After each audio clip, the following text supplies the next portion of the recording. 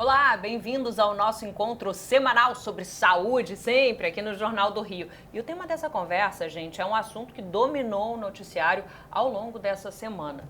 A mutação do coronavírus. Essa nova cepa do vírus surgiu no Reino Unido e já foi identificada em pelo menos 2 pacientes em São Paulo, aqui no Brasil, portanto. Sobre isso, os impactos da circulação desse vírus aqui no Brasil, a gente conversa com 2 especialistas no tema. O virologista Amilcar Tanuri, da Universidade Federal do Rio de Janeiro, e o infectologista Edmilson Migovski, também da Universidade Federal do Rio de Janeiro. Eu já agradeço aos dois e emendo na primeira pergunta. Primeiro, eu gostaria de saber, na avaliação de vocês, qual o impacto da circulação desse vírus aqui no Brasil. Após quase um ano de epidemia, de pandemia, os vírus começaram a adquirir mutações e formar novas linhagens, Então, nós temos essa linhagem do Reino Unido, nós temos uma linhagem de Cape Town, África do Sul. Nosso grupo do Rio de Janeiro descreveu uma nova linhagem no Rio, derivada do vírus 28. Então, isso, na verdade, é um fenômeno natural. Essas linhagens estão se formando a partir da seleção de vírus a partir de pessoas cronicamente infectadas. Então, esses vírus são selecionados e alguns têm sucesso em expansão. Então, essa linhagem de Londres é a que a gente mais conhece sobre o seu poder de expansão. Parece que ela tem um poder de transmissibilidade maior, 70% que a linhagem original dela, tá certo? Mas nós não sabemos qual é o potencial patogênico, quer dizer, de causar doenças, ou de escapar das vacinas, que é outra situação que a gente não sabe. Então, voltando ao assunto das linhagens, as linhagens são um fenômeno natural. Então, o que a gente tem que entender, e o que é o melhor, é a gente ter condições de sequenciar mais vírus para acompanhar essa variação do vírus ao longo do tempo. Quanto maior a replicação, maior vai ser a chance de você ter um vírus mutante. Por isso que é importante você, tão logo tenha uma vacina, você estabeleça uma grande cobertura vacinal, porque o vírus vai se replicar menos.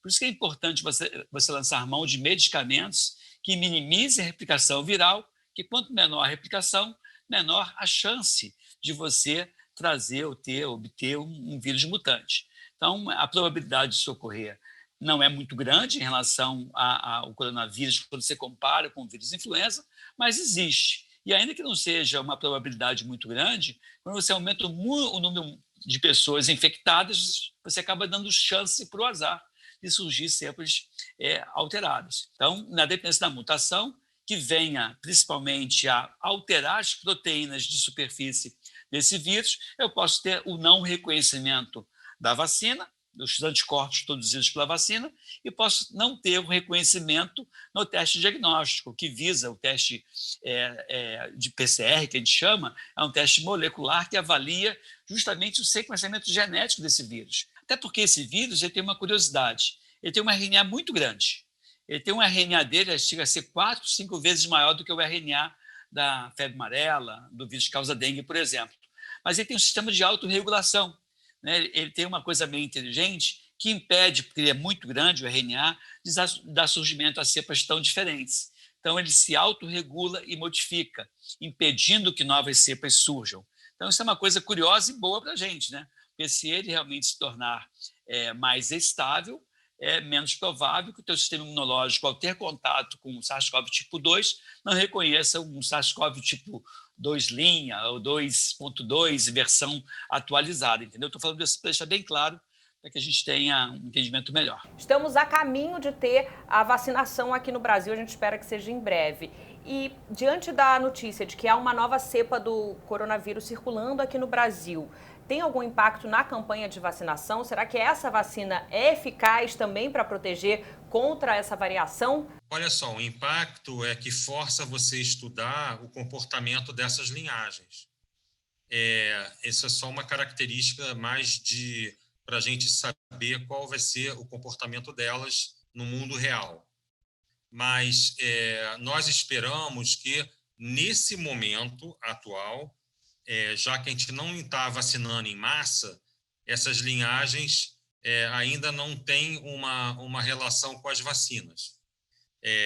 Vai preocupar muito, a gente vai ter que ter um trabalho muito maior quando começar a vacinar e ver quem se infectou apesar de ser vacinado, para a gente poder estudar o que esses vírus representam. Mas, nesse momento, não há uma preocupação muito grande nesse sentido.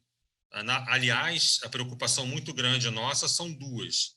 Vacinar logo um número grande de pessoas, os suscetíveis no Brasil, profissionais de saúde, idosos, pessoas com doença de risco, e vacinar e também diminuir a aglomeração, para você não transmitir muito esses vírus. Então, o nosso problema ainda não é esses variantes, essas novas linhagens. É um problema ainda mais básico. É curioso que o coronavírus não é um vírus tão mutante assim, ainda que seja um vírus com RNA enorme, né? Você vê, a gente foi descrito 4 tipos de RNA nos anos 60 do século passado, depois, em 2002, o SARS-CoV tipo 1, depois, em 2012, 2013, o MERS, e agora o SARS-CoV tipo 2, ou seja, são 7 coronavírus descritos desde que o mundo é mundo, né? Então, assim, enquanto que a influenza tem vários outros tipos, né? Então, você vê que ele tem uma certa estabilidade, que, por um lado, é bom.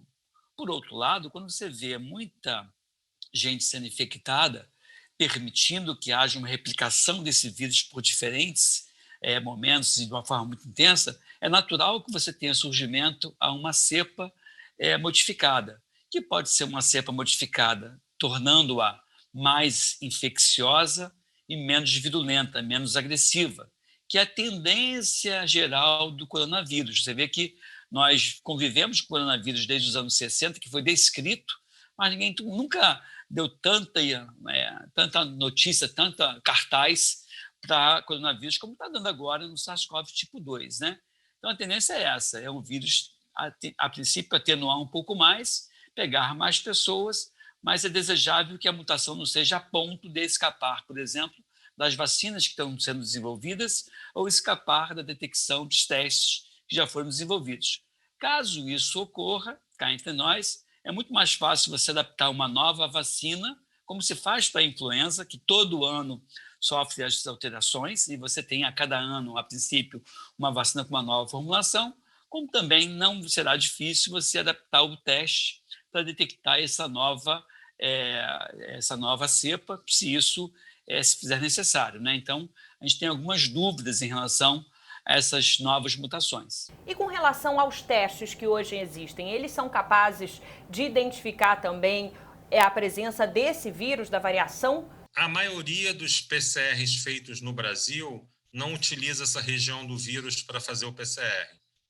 E os testes que nós estamos utilizando atualmente, que são os testes de antígeno, eles enxergam uma outra parte do vírus, que é a nucleoproteína. E também o PCR a maioria dos PCRs enxergam outra proteína do vírus. Então, tecnicamente falando, o impacto no diagnóstico vai ser mínimo, mas tem que ser revisto. Se esse vírus se modificou demais, pode ser que não detecte aquela sorologia, aquele anticorpo. Então, isso também vai ter que ser avaliado com o tempo, né? Mas até porque a imunoglobulina, IgG ou IgM, ela é muito específica daquele agente infeccioso, né? Tanto é que, ao produzir um anticorpo contra o SARS-CoV tipo 2, eu não vou estar protegido para o SARS-CoV tipo 1, por exemplo.